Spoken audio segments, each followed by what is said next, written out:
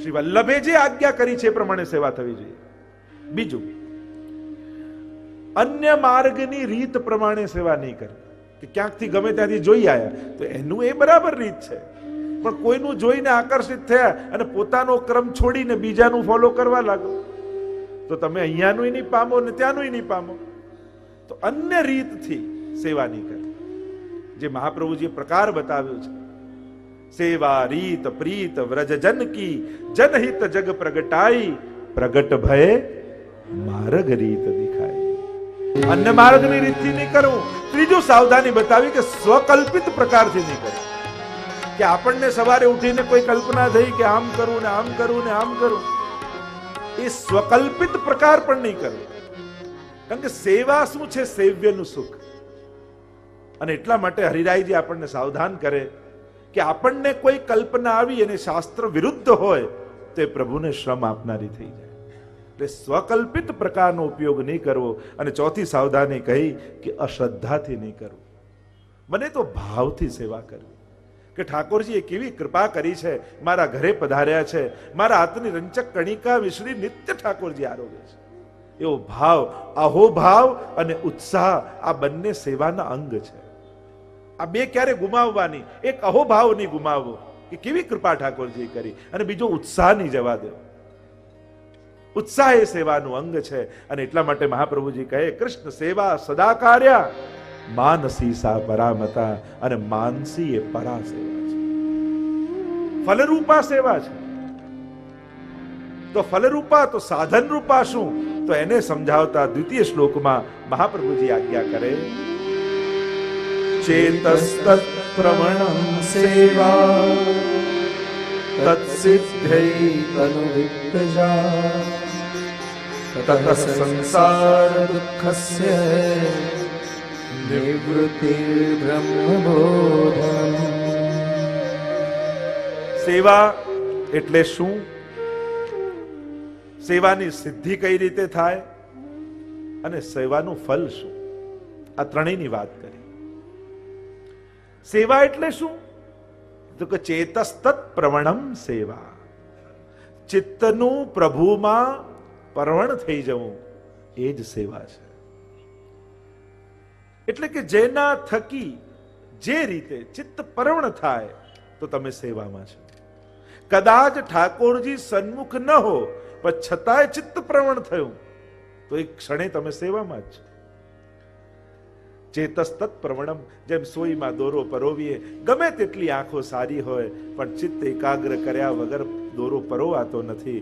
એમ જ જ્યાં સુધી ચિત્ત પ્રભુમાં પરોવાઈ ન જાય ત્યાં સુધી એ સેવા ફલરૂપા ન કહેવાય. અને એટલા માટે જ્યારે પણ સેવા કરો ત્યારે મનમાં અનેકવિધ પ્રકારના ભાવ ધારણ કરીને સેવા કરો. કે હું પ્રભુને શું કરું કે લાલ ડરાવું, મંગળાની શું ભાવના છે, શૃંગારની શું ભાવના છે, રાજભોગની શું ભાવના છે, એ ભાવના ચિત્તમાં વિચાર કરીને ભગવત સેવામાં જાઓ. એટલે કે તમારા ઘરે તમે છો એમ ન વિચારો, જ્યારે મંદિરના દ્વાર ખોલો ત્યારે તમે નંદાલયમાં આવી ગયા છો એવો ભાવ રાખીને સેવા કરો. આપણે વાર્તા સાહિત્યમાં તો અનેક પેલી વાર્તામાં આસ્કરદાસજી આદિની પણ વાર્તાઓ કે તીર છોડ્યું પેલા ચોરે આર પાર નીકળી ગયું, પણ ભગવત સેવામાં હતા તો ભાન જ ન રહ્યું, કારણ કે તો સેવામાં છે. વાઘાજી રાજપૂતનો પ્રસંગ આવે છે કે જ્યારે યુદ્ધ કરવા માટે નીકળ્યા અને પૂરણપુરી ભોગ ધરી છે પણ ઘી ધરવાનું રહી ગયું અને પ્રભુને ખૂંચ્યું ગળામાં અને આજ્ઞા કરી કે તે ઘી તો ધર્યું નથી, અને યુદ્ધના મેદાનમાં જતા જતા પાછળ વળ્યા અને એટલા ઉતાવળમાં કરે પ્રભુને શ્રમ પડી જશે, સીધા ગયા અપરસ કરવા આવ્યા, ઘી લીધું ને ઠાકોરજીને ધરવા નિજ મંદિરમાં પહોંચ્યા તો ખરા પણ પગમાં જોડા કાઢવાનું ભૂલી ગયા. અને પ્રસાદ લેવા જે આવેલા વૈષ્ણવો એમને ભાવ ન દેખાયો, જોડા દેખાયા. હવે જેને જોડા દેખાય એને એ જ મળે. થયું કે લો આટલા મોટા વૈષ્ણવ બને છે અને ગુસાઈજી પણ જેની પ્રશંસા કરે છે, આટલું તો ભાન રાખતા નથી કે જોડા પહેરીને ન જવાય. પ્રસાદ લીધા વગર જતા રહ્યા અને એ દિવસે એ વૈષ્ણવે પણ પ્રસાદ ન લીધો, કારણ કે વૈષ્ણવ પ્રસાદ લીધા વગર ઘરેથી જાય તો મારાથી કેમ લેવાય. અને ત્યારે ઠાકોરજી આજ્ઞા કરી, ગુસાઈજીએ પછી વૈષ્ણવને કહ્યું કે અરે એ વૈષ્ણવનો ભાવ તમે ન જોયો ને જોડા જોયા, જાઓ મારી આજ્ઞા છે કે એના ઘરે પ્રસાદ લઈ જાઓ. આ ભાવના ચેતસ્તત પ્રવણમ સેવા, એટલે સસુર અને વહુનો પ્રસંગ આવે છે ને કે જોડા લેવા મનથી એમ થયું સેવા કરતા કરતા કે આ જોડા સીવા મોચીને આપ્યા છે ને હજી પાછા નથી આપી. અને વહુ બહાર બુહારી કરતી હતી ને આવ્યા મહેમાન, પૂછ્યું કે શેઠજી ઘરમાં છે?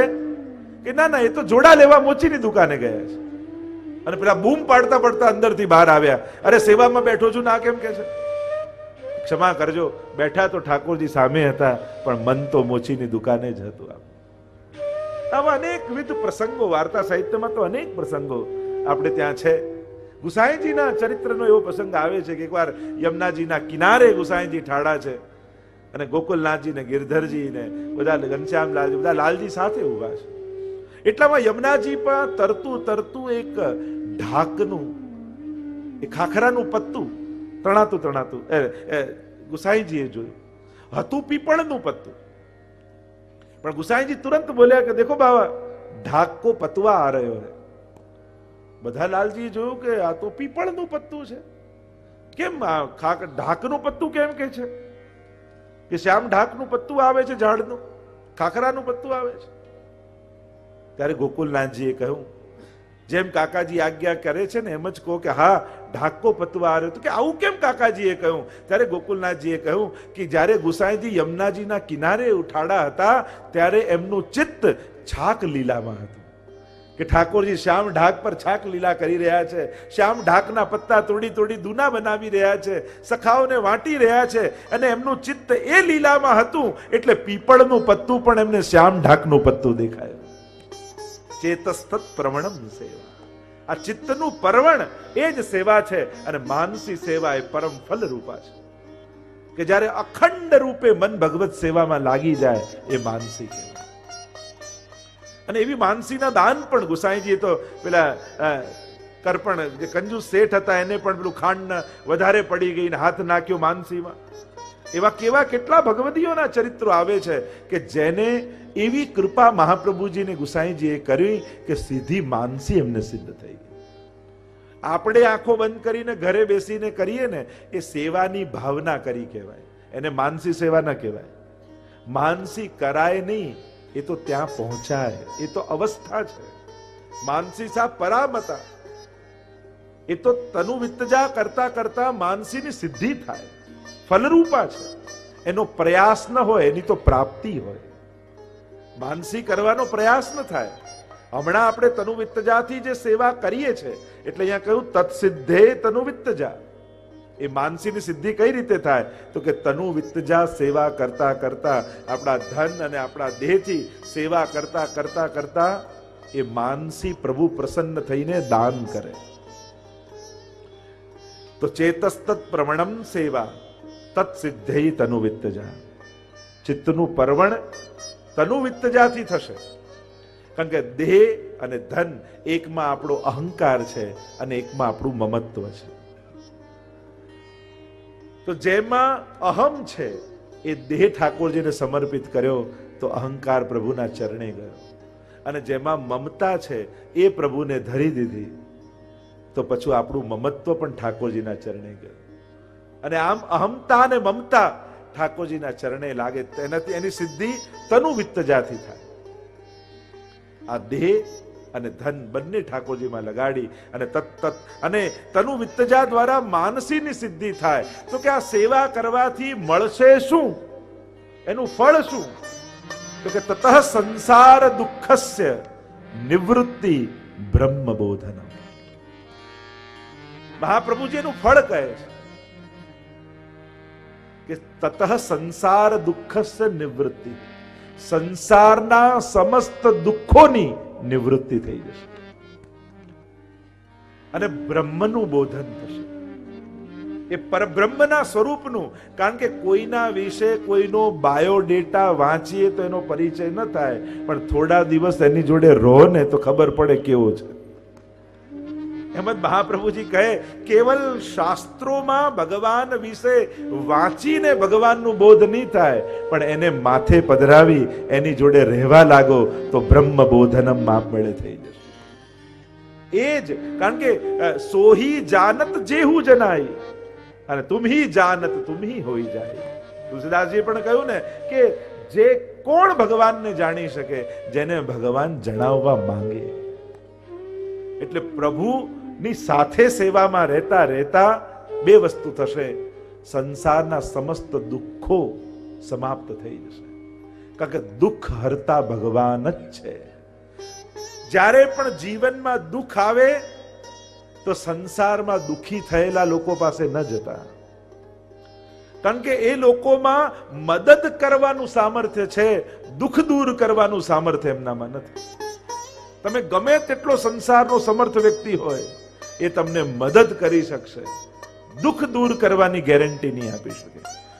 દુઃખ હરતા કેવલ ને કેવલ ભગવાન છે. અને એટલે હું તો ઘણી વાર કહું કે અન્યાશ્રય કરતા સકામ ભક્તિ લાખ દરજે સારી. માંગ્યા વગર નથી રહેવાતું તો ભગવાન પાસે માંગો, પણ ગમે ત્યાં હાથ ફેલાવવા ન જતા. કારણ કે તમે ભગવાનને સમર્પિત થયા છો, અને ભગવાનને શરણાગત થયા પછી, પ્રભુની કંઠી બાંધ્યા પછી ગમે ત્યાં હાથ ફેલાવે તો ભગવાનનું અપમાન થાય. અને એટલા માટે માંગવું જ છે તો પ્રભુ પાસે. તો તત સંસાર દુઃખસ્ય નિવૃત્તિ બ્રહ્મ બોધનમ. સમસ્ત સંસારના દુઃખોની નિવૃત્તિ થઈ જશે, કારણ કે જેના માથે ભગવાન બિરાજે, જ્યાં સૂર્યનો ઉદય થયો હોય ત્યાં અંધકાર ક્યાં રહી શકવાનો. આપણે જેમ કે ભગવાન દુઃખ આપે તો સહન કરી લો, અરે ભગવાન ક્યારેય કોઈને દુઃખ આપી જ નથી શકતા, કારણ કે એની પાસે દુઃખ છે જ નહીં. દુઃખ હોય તો આપે ને, કારણ કે ભગવાનનો અભાવ એનું નામ જ દુઃખ છે.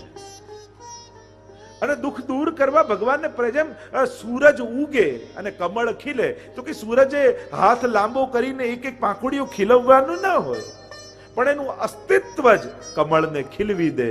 એમ ભગવાનના અસ્તિત્વનો સ્વીકાર જ દુઃખનો નાશ કરી દે છે. મારી સાથે ભગવાન છે, મારા માથે ભગવાન છે, આ ભાવ પ્રભુને માથે પધરાવવાનો એ તમારા સમસ્ત દુઃખોનું નિવારણ છે. તો તત સંસાર દુઃખસ્ય નિવૃત્તિ અને બ્રહ્મનું બોધન થઈ જશે.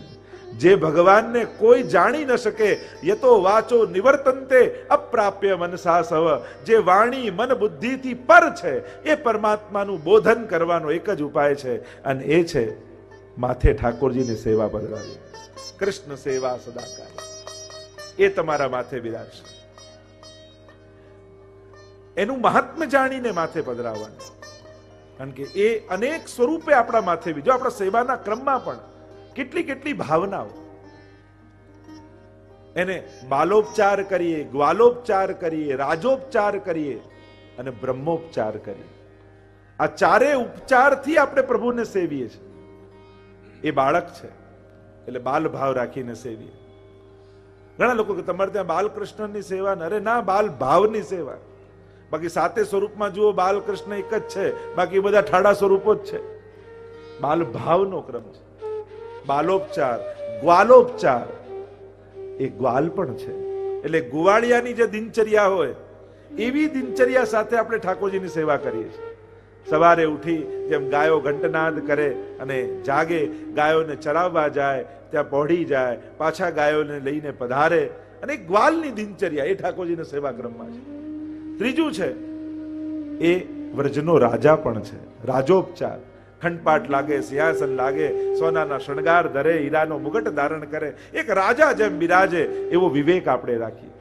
અને ચોથું બ્રહ્મોપચાર, એ પૂર્ણ પુરુષોત્તમ ઈશ્વર છે. અને વેદમાં જે બ્રહ્મોપચાર, પંચામૃત આદિ, જ્યેષ્ઠાભિષેક આદિ જે ઉપચારો બતાવ્યા છે બ્રહ્મની ઉપાસનાના, એ પણ આપણે કરીએ છીએ. તો આ ચારે પ્રકારના ઉપચાર કરી અને ઠાકોરજીને સેવીએ છે. તત્સિદ્ધે તનુ વિત્તજા, તનુ અને વિત્તજા દ્વારા. તો અહીંયા કહ્યું ચેતસ તત્ પ્રવણમ સેવા તત્સિદ્ધે તનુ વિત્તજા તત સંસાર દુઃખસ્ય નિવૃત્તિ બ્રહ્મ બોધન. બ્રહ્મનું બોધન થાય એમ આજ્ઞા કરી પાંચે પ્રકારની અવિદ્યાનો નાશ થાય.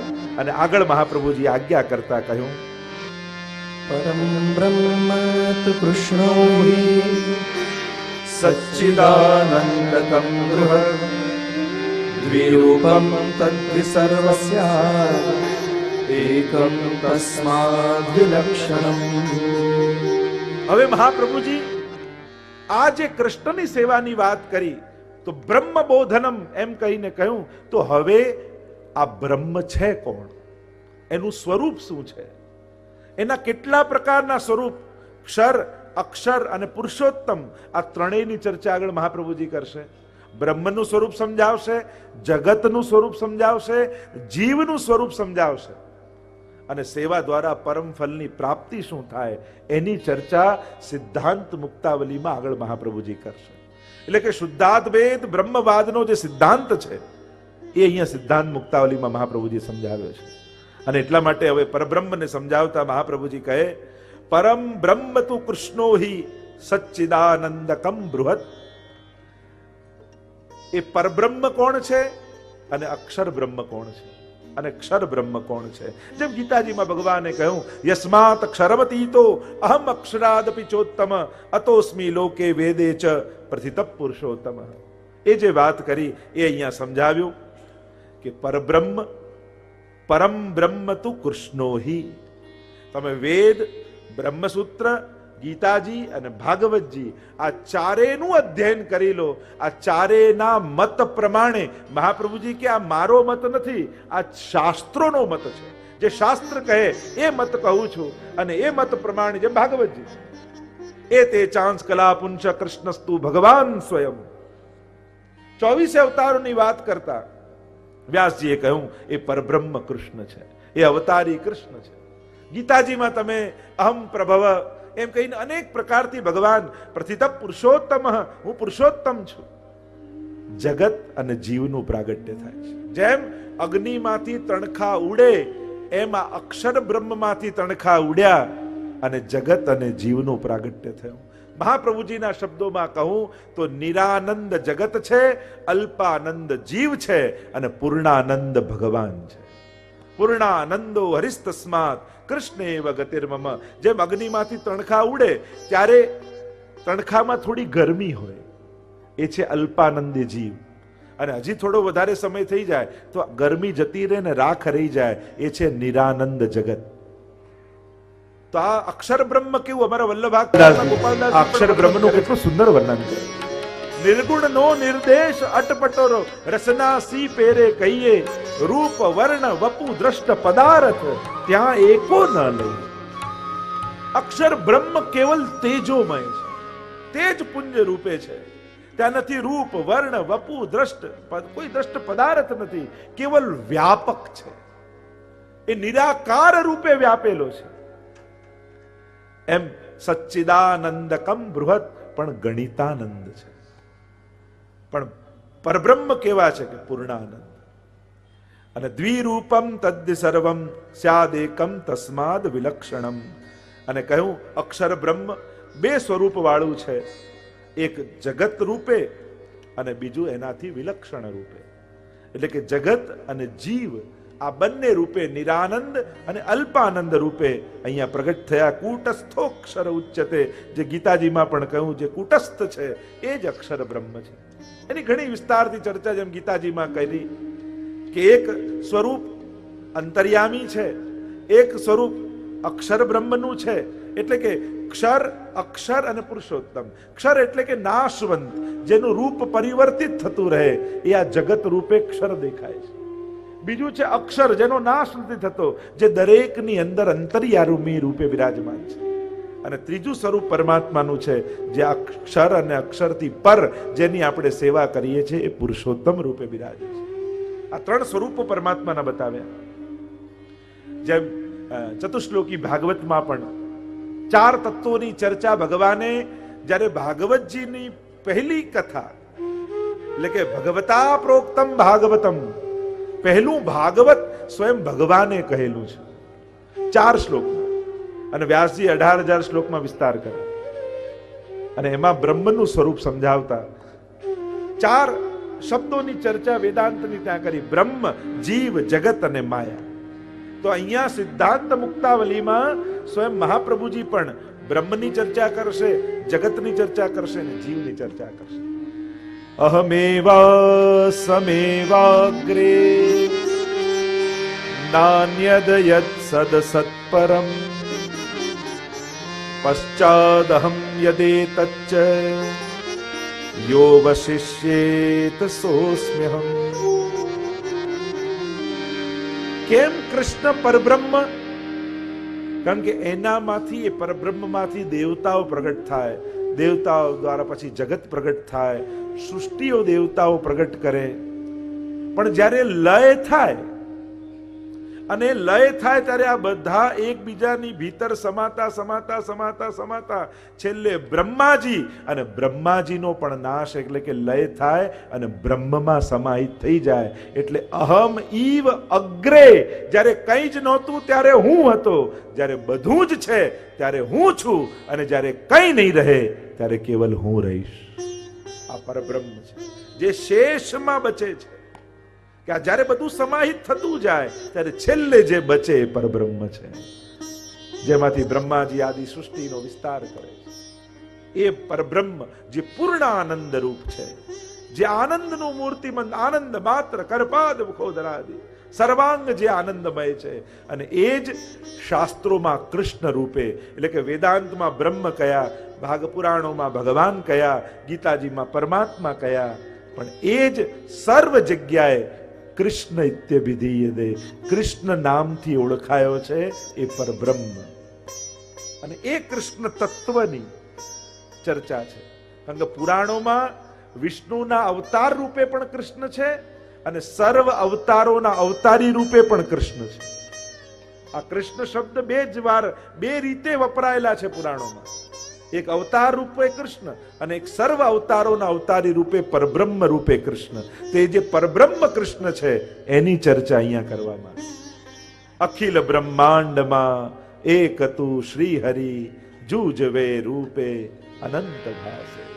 અખિલ બ્રહ્માંડમાં એક તું શ્રી હરિ, જુજવે રૂપે અનંત ભાસે.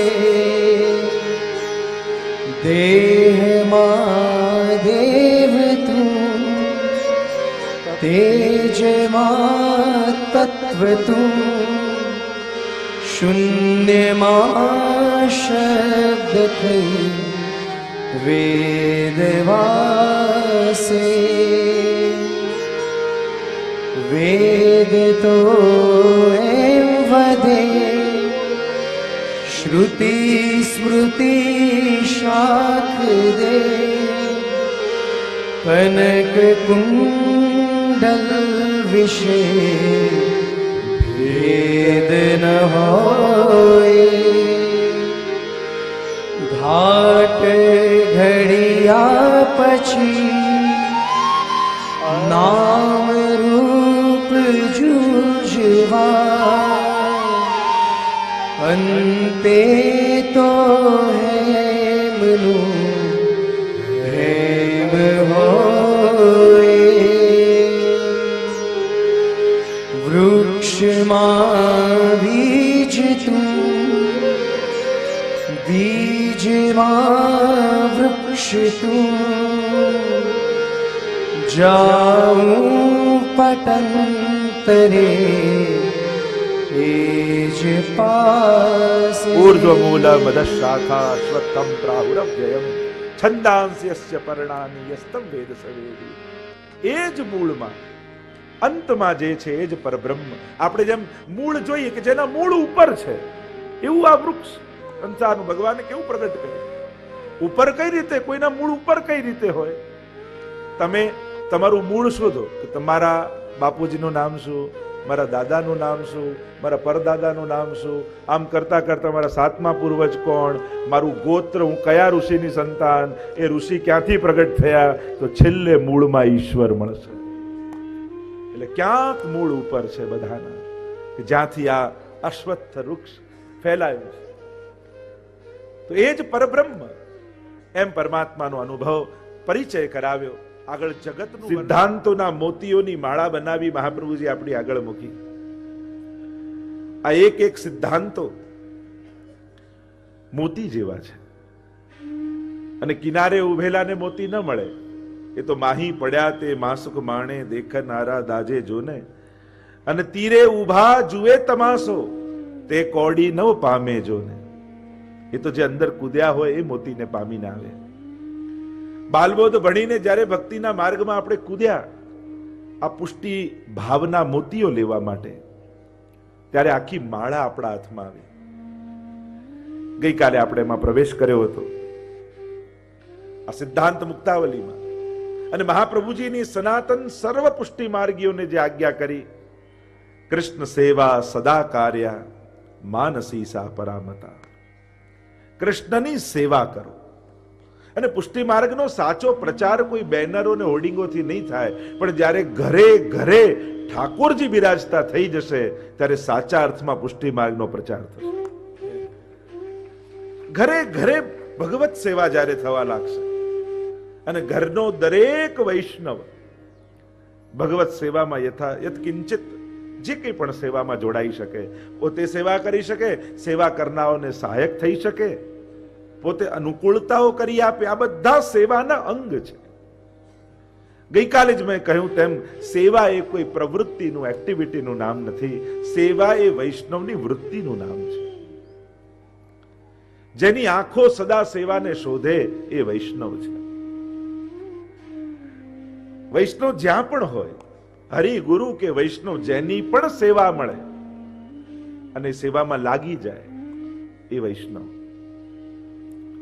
અને એટલા માટે ગઈકાલે એ ચર્ચા કરી કે મોટી સેવા નહીં શોધવી, પણ સેવાને એ રીતે કરવી કે એનું સ્વરૂપ મોટું થઈ જાય. મહાપ્રભુજીની આજ્ઞા.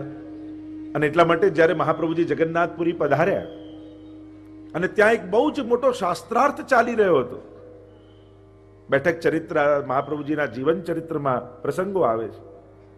અને જગન્નાથપુરીમાં એ શાસ્ત્રાર્થ ચાલી રહ્યો હતો કે સૌથી મોટો દેવ કોણ, સૌથી મોટું કર્મ કયું, સૌથી મોટું મંત્ર કયું ને સૌથી મોટો ગ્રંથ કયો.